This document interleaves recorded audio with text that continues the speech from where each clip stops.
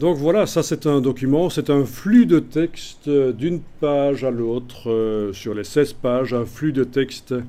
C'est une manière de faire les choses et vous allez voir que ça peut être intéressant parce que quand vous allez mettre des images sur les pages, vous n'allez pas devoir réfléchir, tiens, il va falloir que je supprime le texte là pour aller le recoller ailleurs. Ben non, dès qu'on va poser une image, il va être chassé à la page suivante le texte, c'est ça qui est intéressant.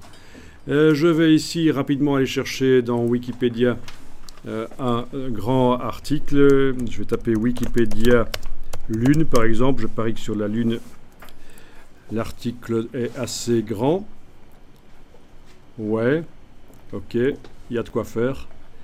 Et je vais aller sélectionner en partant du bas ici. Voilà, je vais remonter.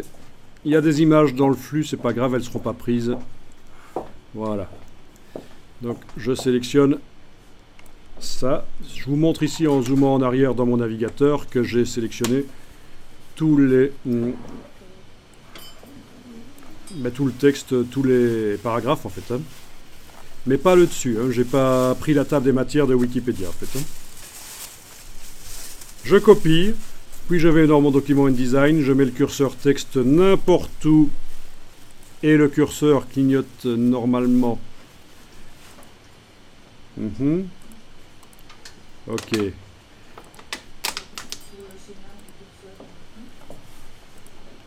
Eh bien.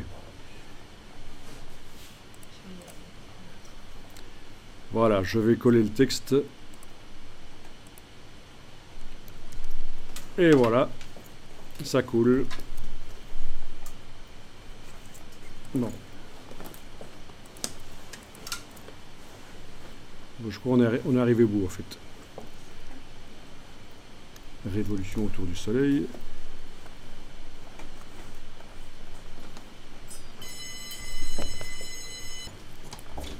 Voilà. Bon, il faut gérer ça, hein. Il faut arriver à gérer le flux comme ça.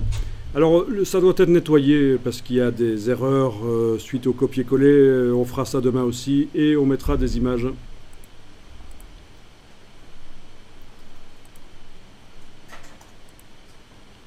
Je vais essayer de vous trouver une méthode qui va simplifier les choses aussi.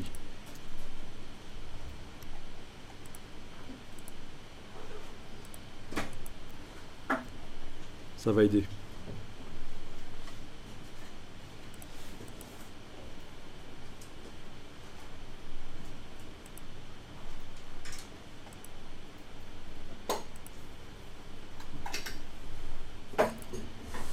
C'est vrai que c'est un peu chipot. Le chaînage. Non, mais en fait, si vous ajoutez des pages qui sont basées sur le gabarit,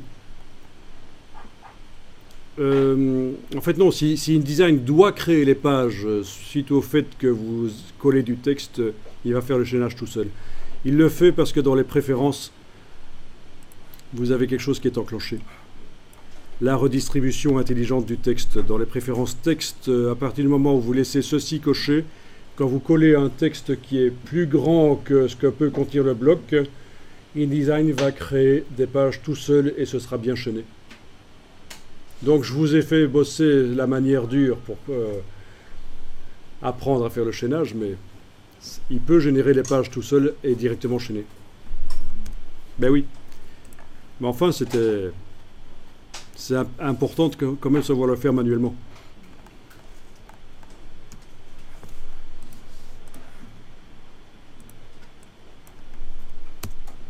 En fait, quand on l'explique, ça prend du temps, mais quand on le fait, normalement, ça prend moins de temps.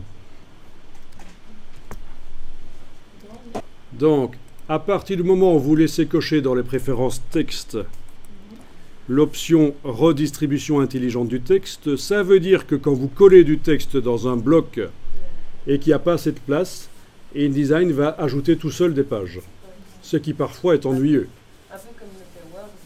Voilà, c'est pas toujours ce qu'on veut, parce que parfois ça casse la mise en page qu'on est en train de faire. Donc parfois on est obligé de décocher ça et de faire les choses manuellement. Faut voir le contexte, est-ce que c'est bien ou pas qu'il ajoute des pages.